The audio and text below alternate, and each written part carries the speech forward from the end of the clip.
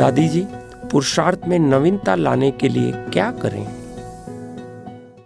अपने में पुरुषार्थ की नवीनता तो यही है जो हमें बाप की शिक्षाएं मिली हुई है। उन शिक्षाओं को हम अपने अंदर बार बार स्मरण करें। स्मरण करने का मतलब तो उसको हम समझते जाएं कि बाबा के इन महावाक्यों के अंदर क्या रहस्य भरा हुआ है।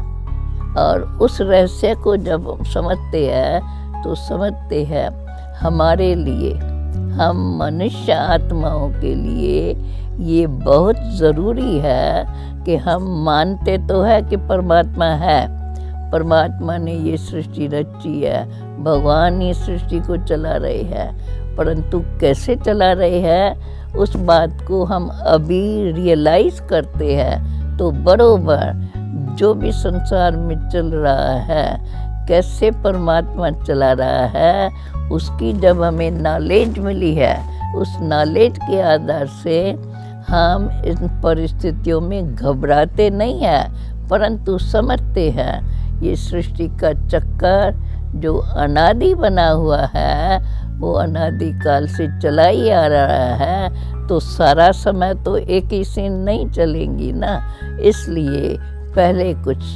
शांति रही, फिर बीच में कुछ ऐसी सीन्स आती है जो देख कर के समझते हैं अब क्या होगा, लेकिन फिर याद आता है कि नहीं, परमात्मा ने ये जो भी बनाया है, जब सृष्टि का रचता ने जो भी बनाया है उसके अंदर हमारा कल्याण ही है।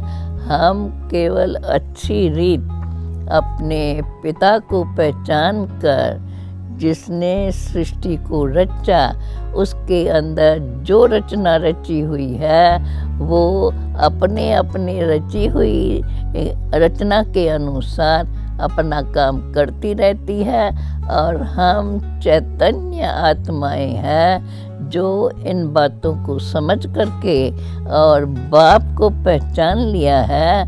बाप के महावाक्यों को रोज़ सुन करके हमें ये विश्वास है कि ज़रूर परमात्मा जब सृष्टि में अति धर्म की गिलानी होती है, धर्म को मानने वाले भी नाम मात्र धर्म को मानते चलते हैं, बाकी तो हर एक समझते हैं इस समय क्या है दुनिया में। इसलिए माना जाता है कि अब धर्म की गिलानी, अर्थात वास्तव में धर्म माना जिसके अंदर सदा सत्य है, स्वयं के सत्य को जानना, सत्य पिता परमात्मा को पहचानना और उनकी दी हुई शिक्षाओं के अनुसार हम अपने जीवन में कर्म करते रहें। वास्तव में धर्म इसको कहा जाता है, जिससे हम सदा अपने जीवन में खुश रहेंगे। और कोई भी हमारे सामने आता है